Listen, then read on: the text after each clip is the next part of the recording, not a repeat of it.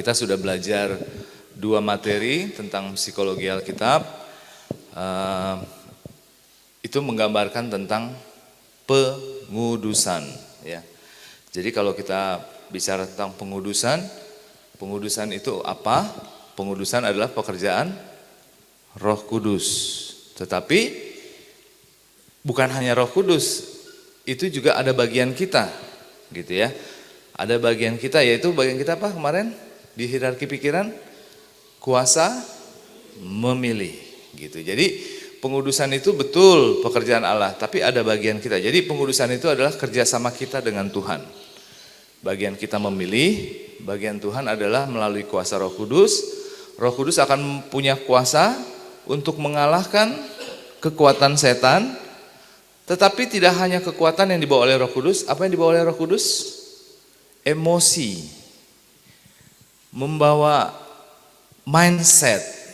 Ya, jadi Roh Kudus itu bukan hanya punya kuasa, dia juga punya emosi yang dia kasih sama kita, itu kesabaran, emosi-emosi yang baik, hawa nafsu yang baik, gitu ya. Jadi semua kemampuan pikiran kita akan dipenuhi oleh Roh Kudus, gitu ya. Jadi kalau bicara penyucian, pengudusan itu kita akan mendapatkan yang namanya kesehatan mental, gitu. Jadi kalau dalam psikologi Alkitab, kalau ngomong bicara tentang kesehatan mental, itu adalah hasil dari pengudusan. Jadi menjadi orang kudus itu bukannya kayak gimana gitu ya. Menjadi orang kudus itu artinya kita bekerja sama dengan Tuhan, kita percaya firman Tuhan, Roh Kudus akan mengisi semua kemampuan pikiran kita. Itu namanya kita menjadi orang kudus atau disucikan. Dan ini prosesnya apakah sekali? Enggak, setiap saat. Karena setiap saat kita masih digoda. Masih. Tapi godaan yang Tuhan izinkan terjadi pada kita itu masih dalam kemampuan yang Tuhan tahu kita masih bisa, gitu ya. Jadi tiap orang beda-beda ujiannya, gitu ya. Oke. Jadi kita bisa dapatkan itu di dalam 2 Tesalonika 2 ayat 13, yaitu sebab Allah dari mulai telah memilih kamu untuk diselamatkan dalam roh yang menguduskan kamu, tapi juga dalam kebenaran yang kamu percayai. Artinya apa?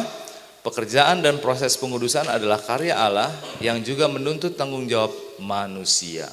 Jadi kita bisa mengalami pengudusan dengan kasih Yesus. Kita memilih percaya akan firman Tuhan. Makanya Yesus bilang apa? Jikalau kamu mengasihi aku, kamu akan menuruti perintah-perintahku. Kuasa memilih kita, memilih percaya akan perintah-perintah Tuhan, maka Roh Kudus akan bekerja dalam pikiran kita. Itu yang namanya hukum kasih. Jadi pengudusan itu adalah dengan hukum kasih. Efeknya adalah kesehatan mental, gitu ya. Ini yang beda dengan psikologi dunia. Psikologi dunia nggak sampai dunia Roh Kudus, gitu ya, nggak sampai pada hukum kasih, gitu ya. Jadi yang bikin kita sakit mental apa dong? Hukum dosa atau keegoisan. Setiap kali kita percaya sifat egois, kita akan mengalami gangguan emosional. Jadi orang-orang yang egois akan mengalami gangguan emosional. Efeknya apa? Hidupnya tidak bahagia. Jadi kalau mau bahagia, tinggalkan keegoisan, masuklah ke dalam, pilihlah hukum kasih. Itu akan memberikan kita kebahagiaan. Baik, sebelum kita mulai materi kita, selalu kita awali dengan tips kesehatan mental. Jadi kalau kita bicara tentang masalah, yang mengalami masalah di dunia ini bukan cuma kita manusia. Binatang juga akibat dosa Adam dan Hawa, mereka juga punya masalah. Betul? Nah, salah satu masalah terutama di binatang di Afrika adalah masalah kemarau. Di Afrika itu kalau baca dokumenter gitu ya, salah satu masalah binatang di Afrika adalah musim kemarau. Karena kemarau di sana itu benar-benar susah air. Kalau kita mungkin manusia masih bisa ya, kalau susah air kita bikin penampungan, mungkin masih bisa lah kita berpikir. Tapi kalau binatang bagaimana gitu. Dan salah satu yang mau kita pelajari adalah dari kuda Nil ya. Jadi Yesus bilang, belajarlah pada semut.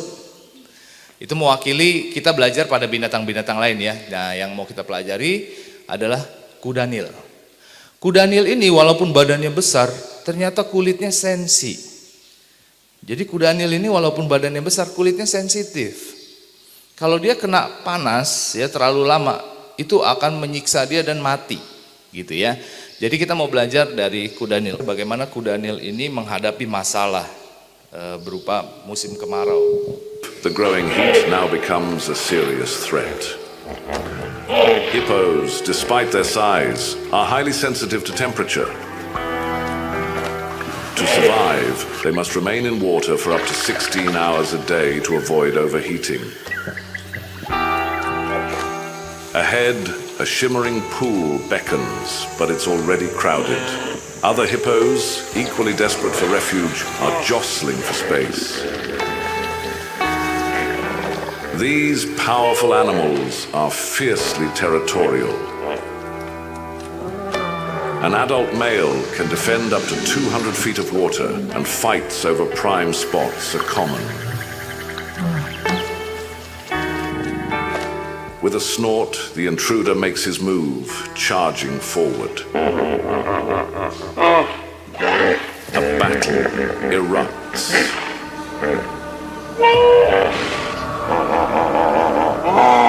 Massive jaws snap, and teeth clash with a deafening roar. Hippos have one of the strongest bites in the animal kingdom, capable of crushing a watermelon with ease. But size isn't everything in this fight. Agility and determination play a key role.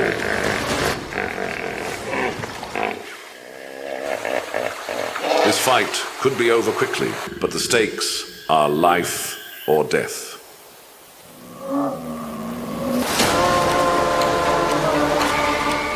If the outsider is pushed out, he faces the scorching sun without water, a deadly fate. The waterhole is his only chance of survival. Hippos spend 95% of their lives submerged, and without it, their skin will crack, leaving them vulnerable to infection and dehydration. As the sun climbs higher, the battle intensifies. The resident bull may be larger, but our loner is relentless. This isn't just a fight for space, it's a fight for life. The victor will claim not just the water, but the chance to endure another brutal day under the unforgiving African sun.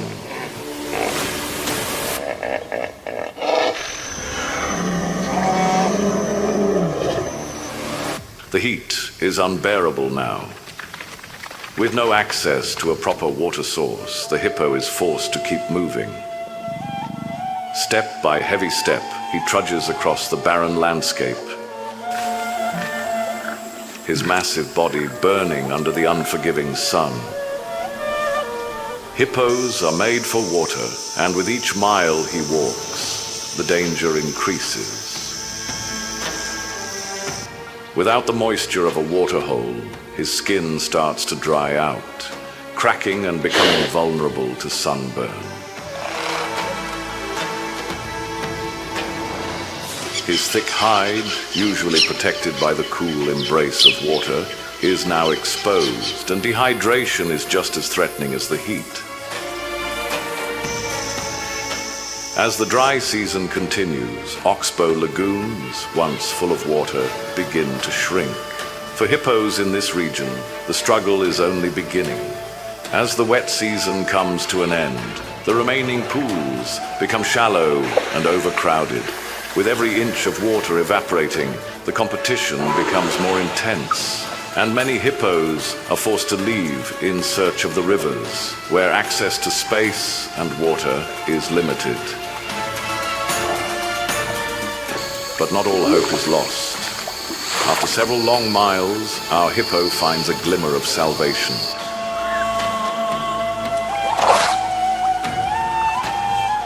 A small, muddy patch, just enough to submerge his body partially. It's not the deep water he craves, but it will do for now.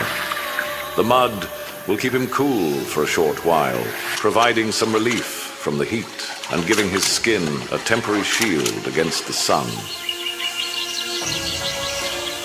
It's a survival tactic seen across Africa as hippos use the mud to coat themselves. Protecting their skin from the harsh rays and preventing dehydration. For now, he's safe. The mud won't last long, but it buys him some time. A brief reprieve before the relentless dry season claims every last drop of water. As the earth dries and the waterholes fade, our lone hippo must stay vigilant. His next move will determine whether he survives the brutal days ahead. Dapat pelajaran kesehatan mentalnya dari Kudanil ini. Dia punya masalah kehidupan yaitu musim kemarau. Dan perjuangannya adalah harus masuk ke dalam kolam air. Ketika dia menemukan satu kolam, ternyata di situ ada komunitasnya, sudah ada gengnya. Ketika dia mau masuk ke komunitas itu, apa yang terjadi? Ditolak. Bukankah itu terjadi pada kita juga? Kita mau masuk komunitas, ditolak. Gitu ya. Ada aja orang-orang yang gak suka sama kita, gitu ya. Apa yang dilakukan oleh si Kudanil tadi ketika ditolak oleh komunitasnya? Apakah dia mengeluh? Apa yang dilakukan oleh Kudanil itu ketika ditolak oleh komunitas? Ya udah jalan aja, move on aja, gitu ya. Kalau kita pelajari tadi kan dia, ya udah, saya nggak diterima di sini, ya udah saya pindah mencari kolam yang lain. Dan kadang-kadang seperti Kudanil ini, dia berjalan sendirian. Kadang-kadang kita dalam menghadapi masalah kita harus berjalan, sepertinya kita berjalan sendirian, betul? Sepertinya nggak ada orang yang mau membantu kita. Sepertinya nggak ada orang yang peduli pada kita. Tetapi biarlah kita belajar juga dari Kudanil. Berjalanlah terus. Jangan mengeluh. Sampai dia dapat akhirnya satu kolam untuk dia bisa selamat, gitu ya. Jadi kita bisa belajar kesehatan mental dari Kudanil ini adalah move on. Jangan stuck. Jangan diam, jangan mengeluh, jangan menyendiri di kamar. Jangan meratapi nasib, jangan meratapi keadaan, tidak berbuat apa-apa. Bergerak terus. Amin, saudara. Itu sebabnya firman Tuhan mengatakan, ini tips kesehatan mental dari Alkitab. Tetapi ini yang kulakukan, aku melupakan apa yang telah di belakangku. Ini adalah kesehatan mental dari Alkitab. Kita tidak fokus meratapi apa yang sudah terjadi di masa lalu. Mungkin kita pernah trauma dengan apa yang terjadi di masa lalu. Mungkin kita pernah kesal dengan apa yang terjadi di dalam keluarga kita. Mungkin kita pernah kecewa dengan apa yang telah dilakukan papi mami kita. Tetapi Alkitab mengajarkan, lupakan apa yang telah terjadi di belakang.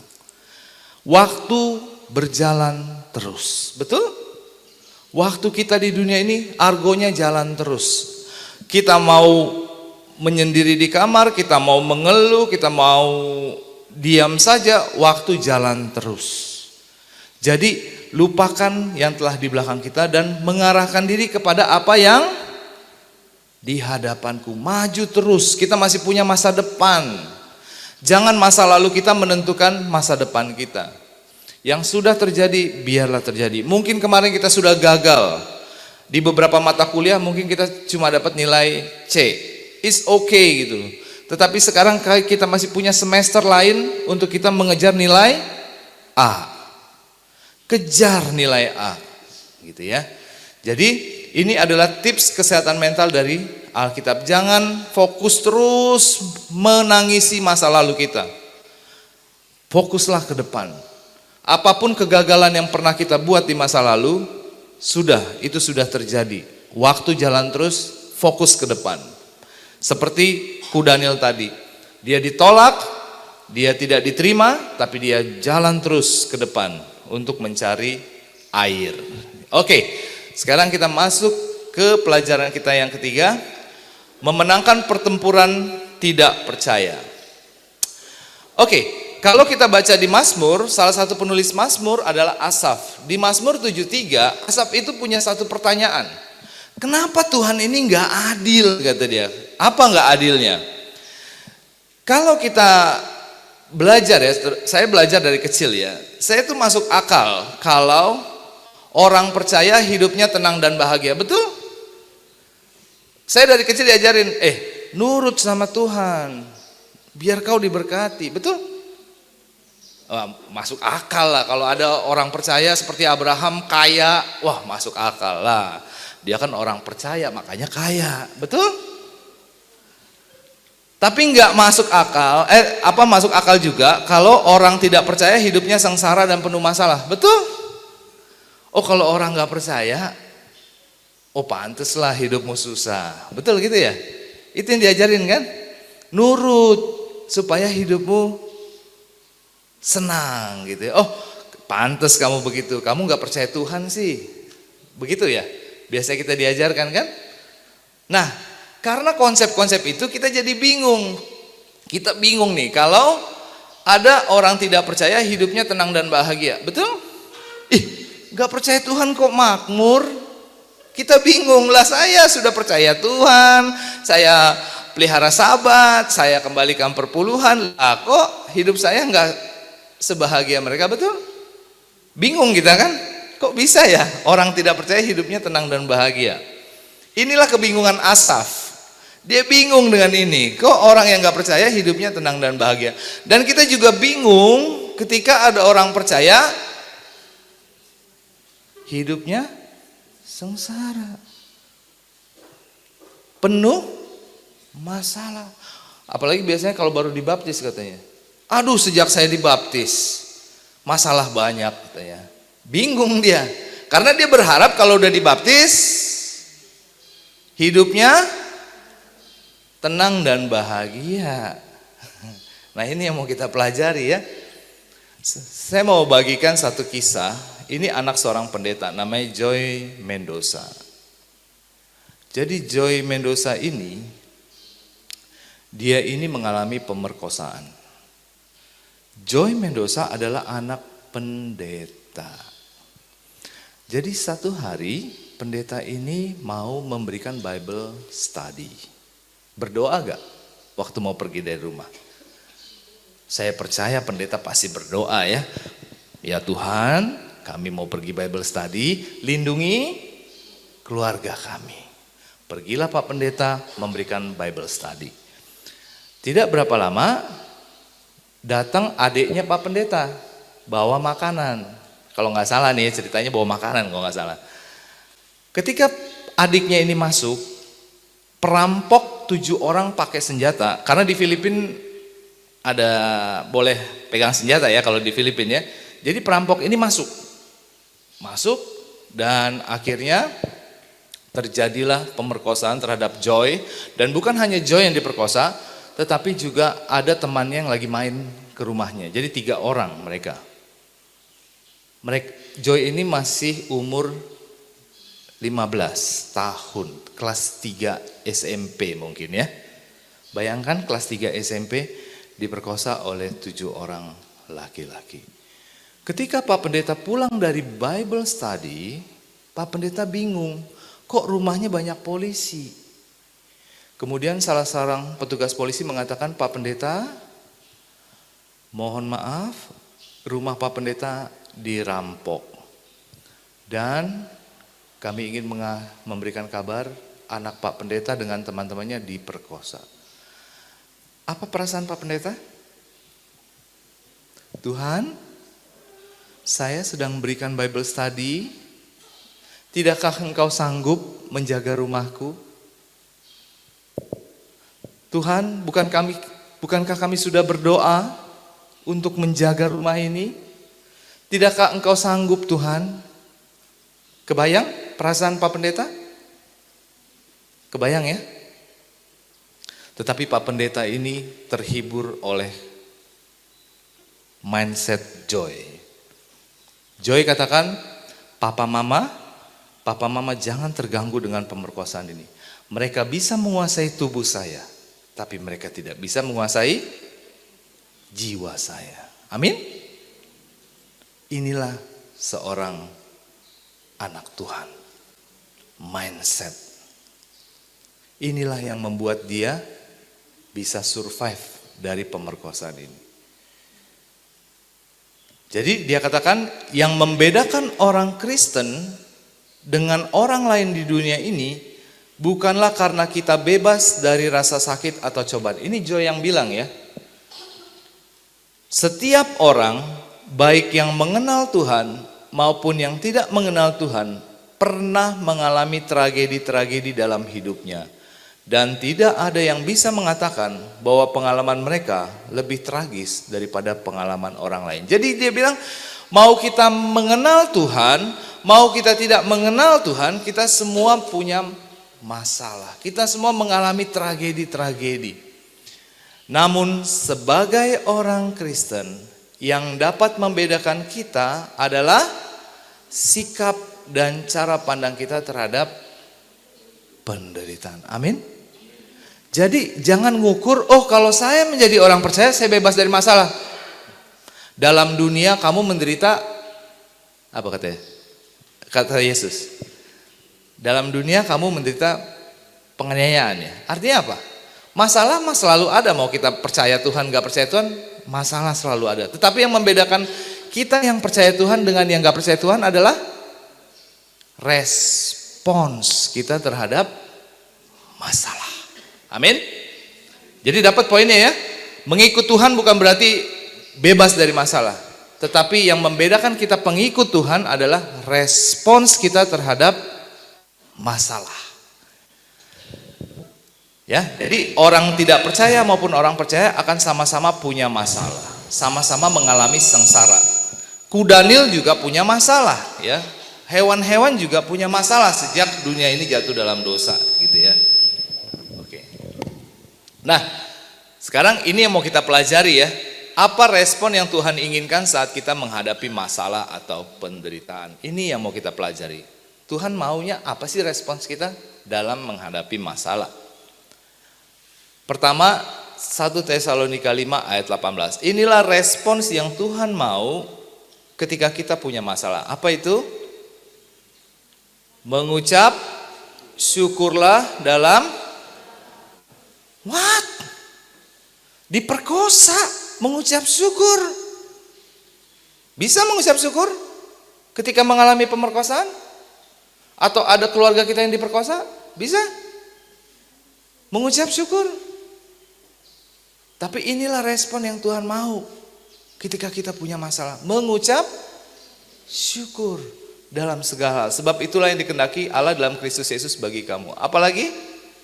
Filipi 4 ayat 4. Bersukacitalah senantiasa. Wah, punya masalah bersukacita. Bagaimana ini? Ini masuk akal? Ini psikologi Alkitab. Kalau punya masalah, bersukacitalah. Bukan cuma karena punya uang, bersukacita. Enggak punya uang, bersukacitalah. Enggak tahu besok bayar uang kuliah, bersukacitalah.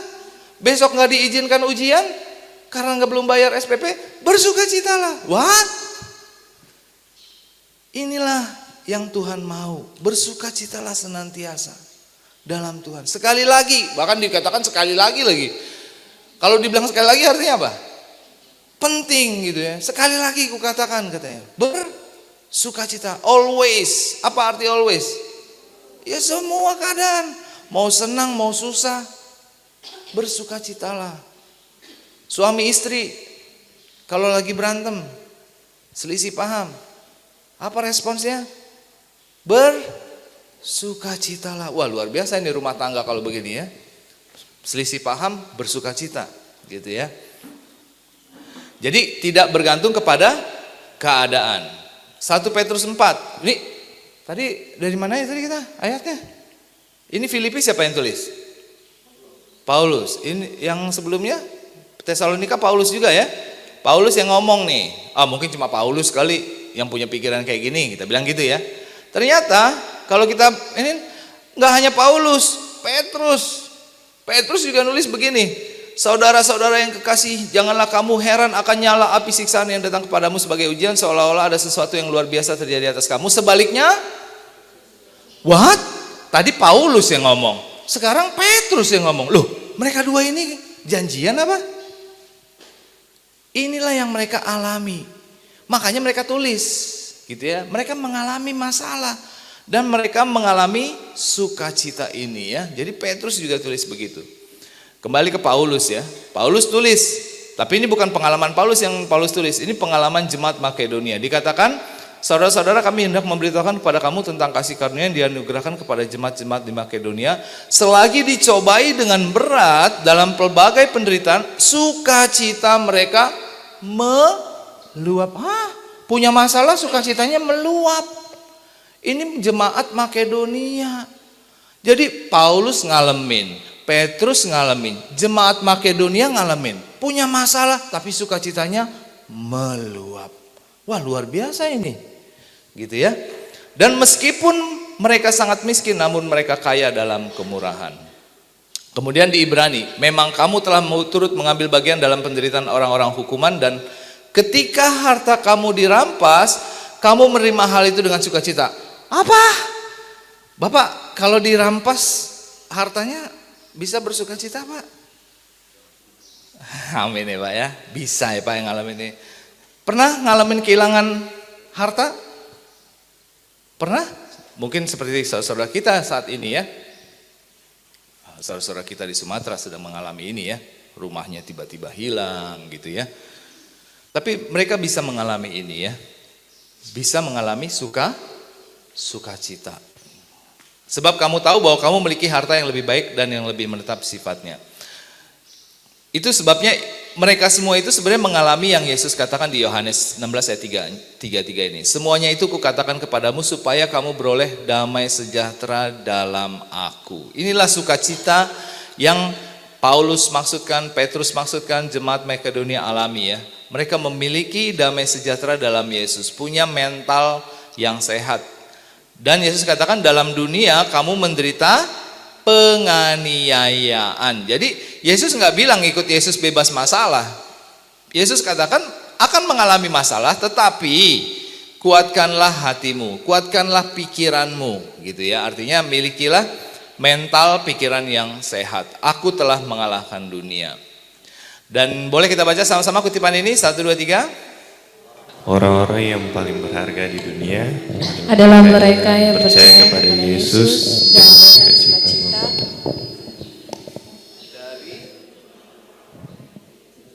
Kegelisahan dan ketidakpuasan disingkirkan.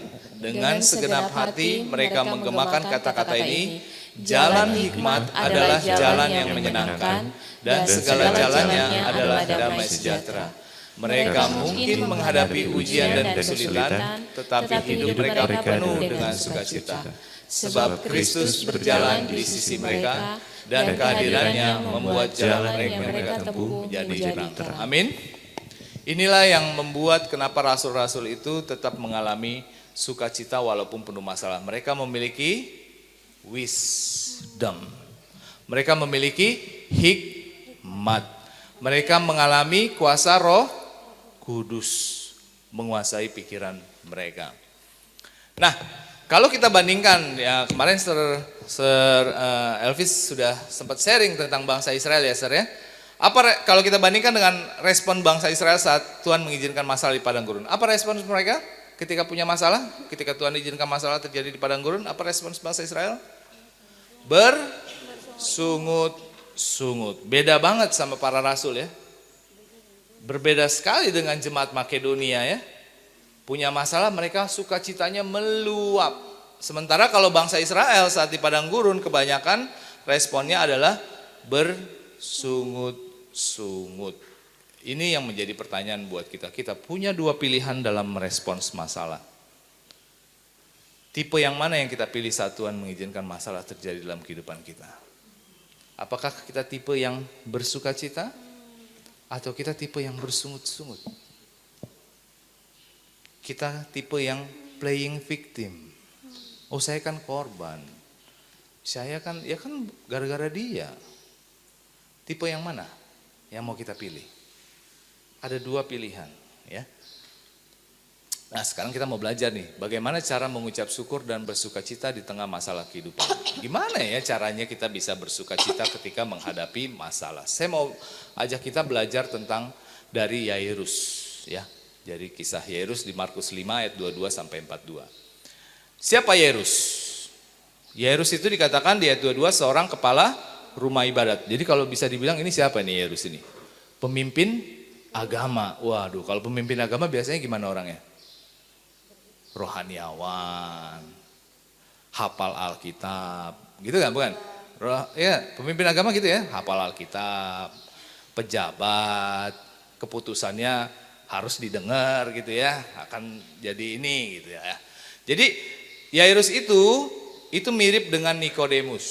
Jadi Yairus dengan Nikodemus itu agak-agak mirip, pemimpin agama. Aktif dalam pelayanan? Aktif dalam pelayanan.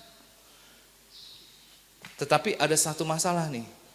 Walaupun dia aktif dalam pelayanan, dia masih punya sifat sombong.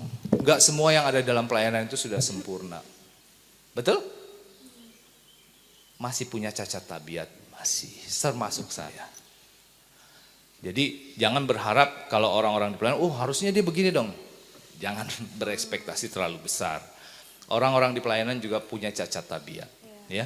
Termasuk Yairus, dia masih suka kesombongan. Nah, apakah Yairus sebagai pemimpin agama, rohaniawan, gak punya masalah?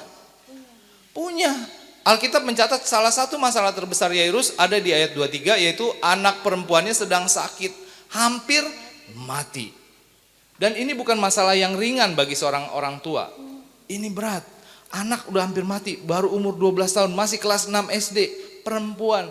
Aduh, dia coba cari ke sana, coba cari ke sini, nggak ada.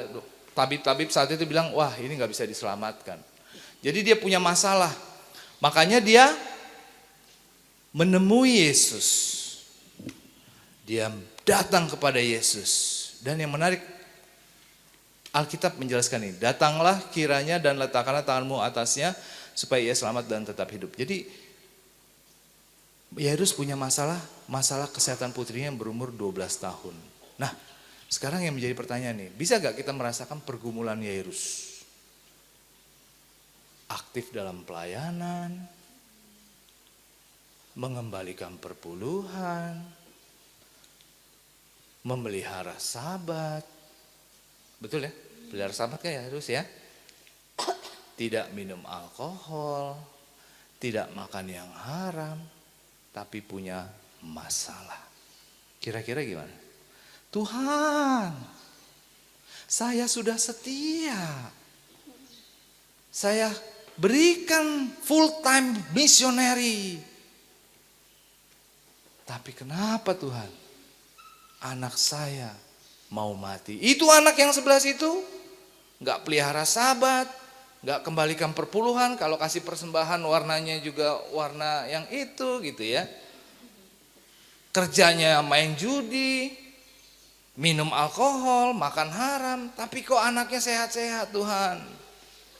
Saya sudah setia Tuhan, anakku kok mau mati Tuhan. Bisa dibayangkan? Bisa dibayangkan perasaan Pak Pendeta tadi, Tuhan saya kasih Bible study. Kenapa Tuhan gak bisa jaga rumah saya? Lihat di sini. Seperti Yairus ya. Ketika kita punya masalah, kita sering gak menggurui Tuhan. Ini kan Yairus lagi bilang nih, Yairus lagi ngajarin Yesus, datang, letakkan tanganmu supaya ia selamat dan tetap hidup. Kita juga sering seperti itu. Kalau punya masalah, kita sering ngajarin Tuhan. Tuhan, caranya kirim uang. Tuhan, caranya kasih kerjaan. Tuhan, caranya Ini siapa yang jadi Tuhan ini? Kita apa Tuhan? Kok kita ngajarin Tuhan gitu? Bagaimana cara nyelesain masalah kita? Tuhan bikin supaya anak saya hidup. Tuhan jaga rumah saya supaya tidak perampok itu nggak masuk, gitu ya. Kita sering tergoda untuk mengajari Tuhan bagaimana cara menyelesaikan masalah kita. Oke, kembali lagi ke pembahasan kita sebelumnya. Apa respon yang Tuhan inginkan saat kita berada di situasi seperti Yairus? Apa? Yang Tuhan inginkan respon kita? Bersyukur. Anak belum mau mati bersyukur. Wah, luar biasa memang kita ya, umat Advent ini ya.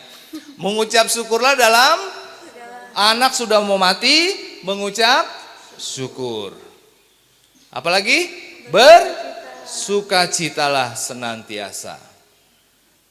Bagaimana bersyukur dan bersukacita di tengah masalah? Ini yang harus kita pelajari dari Alkitab ya. Kok bisa gitu punya masalah mengucap syukur, bersukacita. Pertama, kendalikan ABC. Apa itu ABC? A, angry. Kendalikan itu. Emosi-emosi negatif kendalikan. Ketika kita punya masalah, setan akan masuk untuk menggoda kita dengan emosi negatif. Angry. Kendalikan itu. Kemudian B-nya apa? Blaming. Ketika ada masalah kita cenderung untuk nyalahin orang. Biasanya kalau anak sakit, bapak-bapak biasanya tergoda untuk memblaming siapa? Biasanya menyalahkan mamanya. Kamu ini sekolah perawat, gak bisa nih, anak kok sakit. Biasanya gitu ya. Bapak-bapak biasanya begitu ya. Hati-hati ya yang mau jadi bapak-bapak nih, hati-hati ya. Kalau anak sakit jangan blaming istri ya. Jangan menyalahkan. Yang C apa? Complaining. Jangan bersungut-sungut. Jangan bersungut-sungut ya. Karena kita tahu mau orang percaya nggak percaya punya masalah. Kendalikan ABC. Jadi kemarin kita udah belajar ya, bukan keadaan yang menyiksa pikiran kita, tetapi emosi negatif yang ada di pikiran kita sendiri. Ini semua ada di pikiran kita sendiri nih. Angry, blaming, complaining. Ini dikendalikan gitu ya. Boleh kita baca sama-sama 1, 2, 3. Manusia dapat mengubah keadaan, tetapi jangan membiarkan keadaan mengubah manusia. Amin. Kita harus menganggap keadaan itu sebagai sarana pekerjaan. Kita harus menguasainya, tetapi janganlah membiarkannya menguasai kita. Jadi jangan biarkan masalah menguasai kita, tapi biarkan kita menguasai masalah. Yang kedua, ingat bahwa Tuhan Maha Kuasa dan Maha Kasih. Ini penting. Masalah kita bagi Tuhan itu ringan. Bagi Tuhan, masalah kita itu ringan. Yang berat buat Tuhan apa? Yang berat buat Tuhan itu apa? Mengubah pikiran kita, itu yang berat. Sampai dia harus mati disalib. Kalau cuman ngasih mobil, ngasih kerjaan, ngasih uang, gampang sama Tuhan. Cuma ngomong aja jadi. Kalau cuman orang sakit jadi sembuh, gampang buat Tuhan. Ngebangkitin orang mati, gampang buat Tuhan. Cuma ngomong, bangkit orang mati. Tapi yang susah buat Tuhan apa? Mengubah kita. Mengubah sifat kita. Itu yang Tuhan tuh, bukan Tuhan gak sanggup, Tuhan mah sanggup. Cuma dia gak bisa maksa. Jadi ingat bahwa Tuhan Maha Kuasa dan Maha Kasih. Tuhan tuh bukan gak peduli. Ketika kita punya masalah, Tuhan peduli. Jangan pernah berpikir Tuhan ini udah gak sayang saya. Enggak, Tuhan sayang kok. Gak bakal hilang sayangnya kita punya masalah. Sebab bagi Allah tidak ada yang mustahil. Ini yang harus kita ingat kalau punya masalah. Bagi Allah tidak ada yang mustahil. Tidak ada kasih yang lebih besar daripada kasih seorang yang memberikan nyawanya untuk sahabat-sahabatnya. Jadi kalau kita berpikir Tuhan ini gak sayang sama saya, mati pun mau aku, kata Tuhan gitu ya. Mati pun mau aku buat kamu. Artinya gak usah lagi ditanya, Tuhan ini gak sayang sama saya, kok saya begini gitu, kok saya gak seperti orang-orang. Tuhan selalu sayang sama kita. Jadi jangan menilai Tuhan dari masalah kita, tetapi nilailah masalah kita dari kuasa dan kasih Tuhan. Amin. Jangan dibalik. Kita sering menilai Tuhan dari masalah kita. Seperti Asaf, Tuhan saya sudah ini, loh kok hidup saya begini. Itu yang gak menurut sama Tuhan, hidupnya enak-enak gitu ya. Jangan menilai Tuhan dari masalah kita, tapi nilailah masalah kita dari kasih dan kuasa Tuhan. Yang ketiga, percaya Roma 8 ayat 28. Apa itu Roma 8 ayat 28? Kita tahu sekarang bahwa Allah turut bekerja dalam segala sesuatu untuk mendatangkan kebaikan. Kita harus ingat ini. Apapun masalah kita hari ini, ingat ini akan mendatangkan kebaikan. Hah? Anak mau mati mendatangkan kebaikan? Nanti kita lihat kebaikannya kayak apa. Nah, sekarang kita mau bedah. Kebaikan dari masalah kesehatan anak Yairus ini apa? Gitu ya. Kok bisa anak mau mati mendatangkan kebaikan? Kalau kita baca di Markus 5 ayat 22, kita bisa menemukan salah satu kebaikan dari masalah ini adalah ketika Yairus melihat Yesus, tersungkurlah ia di depan kakinya. Ini gak gampang loh. Tahu bertelut sampai begitu. Nikodemus datang ke Yesus jam berapa? Malam-malam. Kenapa datangnya malam-malam, Pak? Malu. Ini hasil pemilihan pejabat. Masa ini anak muda baru di pelayanan, masa saya berguru sama dia? Malu, tapi pinter juga ya. Saya mau juga lah belajar sama dia. Tapi jangan siang-siang, ntar orang lihat. Malam-malam, tidak ada yang lihat. Itu Nikodemus. Lihat Yairus. Ini malam-malam apa siang-siang? Ini siang-siang. Datang sama Yesus. Ini memalukan sebenarnya buat pejabat agama saya itu. Apa? Kamu ke Yesus. Semuanya lagi mau menghancurkan Yesus. Dia datang ke Yesus. Dan bukan hanya datang ke Yesus malam-malam, tersungkur. What? Bukankah dia guru yang sombong? Tersungkur. Udah siang-siang, yang ngelihat banyak, orang waktu itu banyak loh. Makanya yang perempuan pendarahan itu sampai berdesak-desakan kan. Jadi yang menyaksikan Yairus tersungkur itu banyak orang. Lihat di sini, apa kebaikannya dari masalah Yairus? Sifat sombongnya dia tinggalkan. Amin. Masalah mendatangkan kebaikan kalau kita bisa meninggalkan sifat-sifat jelek. Itu berkat masalah itu. Kalau itu membuat kita meninggalkan sifat-sifat jelek kita, sifat-sifat jahat kita, kesombongan kita, termasuk pada Yairus. Kalau kita coba bedah ya, ada berapa banyak pemimpin agama di Israel saat itu? Banyak. Ada berapa orang yang menemui Yesus yang dicatat di Alkitab? Cuma 2, betul ya? Cuma 2 ya, yang menemui Yesus yang dicatat di Alkitab ya, Nikodemus dengan Yairus. Masalah membuat Yairus mencari, kalau anaknya gak sakit, Yairus mau gak ketemu Yesus? Kira-kira nih, kalau anaknya gak sakit, kira-kira Yairus mau gak cari Yesus? Enggak kan? Tapi gara-gara anaknya sakit, Yairus cari Yesus. Itu berkat masalah. Apa berkat apa kutuk itu? Berkat, puji Tuhan, anak sakit. Jadinya nyari Yesus. Coba kalau nggak sakit. Berapa banyak orang kaya saat ini yang nggak peduli dengan agama. Makanya puji Tuhan kalau punya masalah. Kalau itu bikin kita cari Tuhan. Amin. Inilah yang terjadi pada Yairus. Gara-gara anaknya sakit, akhirnya dia mau mencari Yesus. Dan bukan hanya mencari Yesus, dia tersungkur. Apakah Yairus akan mencari Yesus jika tidak ada masalah? Belum tentu.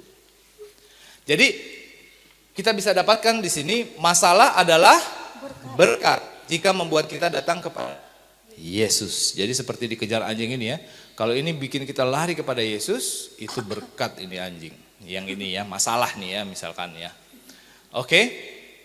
Jadi dia tersungkur depan kakinya gitu. Karena bukan hal yang mudah bagi Yairus yang sombong untuk tersungkur di kaki Yesus. Ini bukan hal yang gampang ya buat orang yang sombong itu tersungkur. Dan dilakukan depan umum ya, bandingkan dengan Nikodemus yang bertemu Yesus di malam hari. Masalah membantu Yairus meninggalkan sifat kesombongan. Jadi apapun masalah kita hari ini, Kalau itu membantu kita meninggalkan sifat-sifat jahat, itu adalah berkat. Itu namanya mendatangkan kebaikan. Apakah mudah bagi Yairus meninggalkan sifat kesombongan? Gak gampang ya. Boleh kita baca 1, 2, 3. Tuhan mengizinkan penderitaan dan malapetaka menimpa manusia untuk menyebabkan kita keluar dari sifat cinta diri kita dan untuk membangunkan di dalam diri kita sifat-sifat Kristus, rasa kasihan, kelemah lembutan, dan kasih. Amin. Apapun masalah kita, kalau itu bisa mengubah sifat kita, membuat kita memiliki sifat Yesus, itu berkat. Itulah yang dibilang mendatangkan kebaikan. Amin. Makanya dikatakan dalam Mazmur 19 bahwa aku tertindas itu baik bagiku. Aku punya masalah itu baik bagiku. Amin. Inilah kesehatan mental Alkitab. Punya masalah dia katakan baik bagiku. Supaya aku belajar ketetapan-ketetapanmu. Makanya ada lagu Sion kan? Baiklah, baiklah bagiku. Padahal itu dia kehilangan keluarganya, anaknya. Tapi dia katakan baiklah, baiklah bagiku. Biarlah kesengsaraan yang menimpa aku menjadi baik bagiku supaya aku belajar ketetapan-ketetapanmu. Jadi sebagai orang Kristen, kita belajar bahwa masalah adalah baik buat kita. Supaya kita belajar ketetapan-ketetapan Tuhan. Saudara-saudaraku, anggaplah sebagai suatu kebahagiaan apabila kamu jatuh ke dalam berbagai-bagai pencobaan. Sebab kamu tahu bahwa ujian terhadap imanmu itu menghasilkan ketekunan. Dan biarkanlah ketekunan itu memperoleh buah yang matang supaya kamu menjadi sempurna. Nah ini tolong disimpan dulu ya kata ini ya, nanti kita bahas nih. Supaya kamu menjadi sempurna dan utuh tak kekurangan satu apapun. Boleh kita baca sama-sama 1, 2, 3. Bukan uang atau tanah atau posisi, tetapi pemilikan karakter seperti Kristus yang akan membuka pintu surga bagi kita. Amin. Yang kita bawa ke surga nanti bukan harta, itu mah dibakar nanti. Bukan rumah, dibakar nanti. Yang kita bawa adalah karakter. Makanya pekerjaan Tuhan dalam hidup kita sekarang ini mengubah karakter kita. Makanya kalau masalah, salah satu cara Tuhan mengubah karakter kita adalah mengizinkan. Bukan, Tuhan gak pernah kasih masalah ya. Tuhan hanya mengizinkan. Masalah itu datangnya dari siapa? Dari setan. Tuhan hanya mengizinkan, oke, yang ini boleh kamu kasih sama dia. Yang ini jangan, dia belum sanggup. Jadi Tuhan itu tetap jaga ya. Semua masalah yang terjadi dalam hidup kita itu bukannya semuanya dibiarin sama Tuhan. Enggak. Ada beberapa masalah itu yang Tuhan bilang, enggak boleh setan, dia belum sanggup. Yang ini boleh sanggup, dia masih bisa gitu ya. Jadi masalah itu adalah sarana terbaik untuk membuat kita berubah karakter kita. Amin. Itulah makanya dikatakan mendatangkan kebaikan. Boleh kita baca sama-sama 1, 2, 3. Bukan martabat, bukan pencapaian intelektual yang akan memenangkan bagi kita mahkota keabadian. Hanya orang-orang yang lemah, lembut dan rendah hati yang menjadikan Tuhan sebagai kecukupan mereka yang akan menerima karunia ini. Amin. Jadi pekerjaan kita di dunia ini adalah perubahan karakter menjadi seperti Kristus. Jadi kita bisa belajar bahwa masalah membuat Yairus belajar percaya, memiliki iman kepada Yesus ya. Waktu Yairus bilang, cepat Yesus. Tapi Yesus bilang apa? Yesus berkata kepada kepala rumah ibadat, jangan takut, percaya saja. Masalah melatih iman kita. Amin. Sama seperti Daniel tadi. Kok kayaknya enggak selesai-selesai ini musim kemarau. Tapi teruslah berjalan. Iman juga begitu ya. Kok Tuhan enggak selesai-selesai masalah saya? Tetaplah berjalan. Percayalah Tuhan pasti campur tangan gitu ya. Belajar percaya.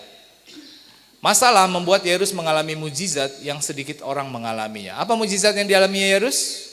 Kebangkitan orang mati. Cuma berapa orang di Alkitab yang dicatat mengalami mujizat ini? Saat Yesus di dunia ini. Ada berapa orang? Siapa ya? Pertama ya? Siapa? Lazarus terakhir. Anak janda Nain. Terus siapa lagi? Yairus yang pertama ya? Yairus yang pertama ya? Lihat cuma berapa orang? Bersyukur gak kalau kita adalah salah satu dari 3 orang yang ngalamin? Ini luar biasa loh mujizat ini loh. Anak kita mati dibangkitkan itu luar biasa loh. Puji Tuhan. Puji Tuhan ya. Jadi masalah membuat Yairus mengalami mujizat yang sedikit orang mengalaminya, yaitu anak mati bisa dibangkitkan. Semua orang yang hadir sangat takjub. Masalah membuat Yairus menjadi inspirasi bagi banyak orang. Amin. Ini jadi inspirasi kita kan? Kisah Yairus ini kan? Bayangkan, masalah yang kita alami itu bisa menjadi inspirasi buat orang lain. Kemarin Sir Elvis sudah cerita toh? Masalahnya Daniel bisa menjadi inspirasi bagi Nebukadnezar. Amin. Jadi ada orang yang terberkati dari peristiwa masalah yang kita hadapi. Nah, saya mau cerita sedikit salah satu kisah nyata, yaitu kisah kanker, pasien kanker stadium akhir di salah satu wellness di Korea. Jadi ibu ini menderita kanker stadium akhir. Dokter sudah bilang umurmu udah gak lama, kamu tidak bisa disembuhkan. Kemudian dia pergi ke wellness ini, namanya Bethel Sanatorium. Kemudian dia belajar tentang firman Tuhan gitu ya. Dan dia menjadi orang yang bersukacita. Dia menolong pasien-pasien yang di sana, dia tolong. Dan dia orang yang ceria gitu. Sampai-sampai pasien di situ yang baru masuk gitu ya, bertanya, kamu staff ya? Oh bukan, saya bukan staff. Saya pasien juga. Loh, kamu pasien juga? Kok kamu senang-senang? Kok kamu sukacita? Katanya, emang kamu sakit apa? Oh saya kanker. Kanker stadium berapa? Oh udah stadium akhir. Saya bentar lagi mau mati. Hah? Kamu sebentar lagi mau mati, kamu ceria. Kamu tolong-tolongin kami. Oh iya dong, kata dia. Kok bisa sih kamu udah mau mati sukacita, katanya. Oh iya, saya sukacita. Karena saya sebentar lagi mau mati. Dan saya akan melihat Yesus, penolong saya. Amin. Amin. Mindset, wisdom sudah berubah. Dia tidak takut lagi dengan kematian. Wisdomnya sudah dirubah. Dia tahu bahwa sesudah kematian ada kebangkitan. Inilah yang membuat orang Kristen bersukacita. Amin. Karena Alkitab memberitahu rahasia bahwa kematian di dunia ini bukanlah akhir dari segala-galanya. Milikilah wisdom. Wisdom dari Alkitab. Itulah yang akan membuat kita bersukacita. Kita sudah belajar dari Yairus wisdomnya. Bahwa masalah adalah berkat kalau itu merubah sifat kita. Amin. Siap bersukacita? Saat Tuhan izinkan masalah terjadi dalam hidup kita? Amin. Dapatkah kita menangis saat menghadapi masalah? Boleh menangis? Boleh. Yesus di dalam Matius 26 mengalami ini juga ya. Pikiranku sangat sedih, seperti mau mati rasanya. Tinggallah di sini dan berjaga-jagalah dengan aku. Jadi Yesus juga mengalami ini ya. Bukan berarti enggak boleh nangis sebagai orang Kristen. Enggak juga. Boleh nangis gitu ya. Tetapi jangan lama-lama. Artinya kita tidak berlarut-larut gitu ya. Bangunlah, marilah kita pergi, dia yang menyerahkan aku sudah dekat. Jadi tidak lama ya. Yesus rasanya sangat sedih gitu ya. Nah, sebagai penutup, Tuhan tidak ingin kita hanya menjadi orang baik. Ini harus kita ingat. Tuhan tidak hanya ingin membuat kita menjadi orang baik. Apa itu orang baik? Do good to others. Tetapi yang Tuhan mau lakukan apa? Tuhan ingin kita menjadi orang, apa itu orang sempurna? Response good to others. Dapat ya poinnya ya? Berbuat baik itu masih menjadi orang baik. Tetapi merespons orang yang jahat, kita adalah orang yang sempurna. Kebanyakan kita terjebak di sini. Kita hanya menjadi orang baik. Kita belum menjadi orang yang sempurna. Orang yang merespons dengan baik. Itu sebabnya dikatakan dalam Matius 5, tetapi aku berkata kepadamu, kasihilah. Kalau mengasihi orang yang baik, itu masih menjadi orang baik. Tetapi kalau kita sudah bisa sampai di level mengasihi musuh, itu namanya kita orang sempurna. Ketika kita bisa merespons orang yang jahat sama kita respons, kita balas dengan perbuatan baik, itu namanya kita orang yang sempurna. Berdoalah bagi mereka yang menganiaya kamu. Karena dengan demikianlah kamu menjadi anak-anak Bapamu yang di sorga, yang menerbitkan matahari bagi orang yang jahat dan orang yang baik, dan menurunkan hujan bagi orang yang benar dan orang yang tidak benar. Inilah kasih Allah. Inilah yang Tuhan mau kasih ke dalam pikiran kita. Memiliki kasih. Sehingga kita bisa merespons orang yang jahat dengan perbuatan baik.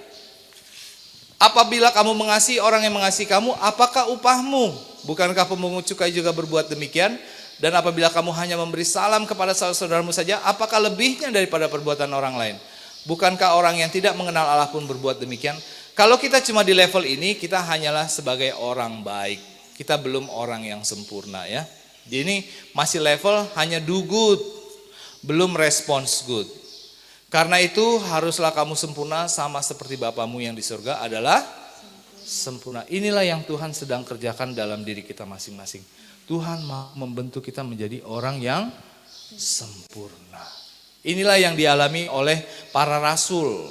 Inilah yang dialami oleh jemaat Makedonia. Inilah yang dialami oleh Joy Mendoza. Tetapi kita bisa bersuka cita menghadapi merespons masalah kalau itu hasil pekerjaan dari buah roh. Inilah penyucian. Penyucian membuat kita merespons masalah dengan sukacita. Kita memiliki kasih. Jadi respons kita adalah hasil kerjasama kita dengan Tuhan. Jadi bagaimana kita merespons masalah? Kita bekerja sama dengan Tuhan. Bukan usaha kita sendiri. Kita kerjasama dengan Tuhan, maka kita bisa merespons masalah dengan sukacita. Nah, bagaimana dengan kelompok yang satu lagi? Ini belum kita bahas dari tadi ini ya. Orang tidak percaya hidupnya tenang dan bahagia. Ini gimana ini? Ini gak masuk akal nih ya. Gak percaya Tuhan tapi hidupnya tenang bahagia. Kita tahu bahwa firman Tuhan mengatakan, sampai aku masuk ke dalam tempat kudus Allah dan memperhatikan kesudahan mereka, betapa binasa mereka dalam sekejap mata, lenyap habis oleh karena kedahsyatan. Jadi jangan pernah menilai seseorang dari apa yang terjadi di dunia ini. Dunia ini hanya sementara. Kita sebagai umat Tuhan dari Alkitab kita tahu kesudahan dunia ini. Jadi walaupun kita lihat kok ini orang gak percaya sama Tuhan, kerjaannya kok gak menurut, tapi hidupnya tenang dan bahagia. Kita tahu akhir dari hidup mereka. Kita tahu dari Alkitab. Ya. Tapi kita berharap mereka juga selamat nantinya ya. Pada suatu saat keputusan mereka menurut pada firman Tuhan. Saya berdoa dalam nama Yesus, amin.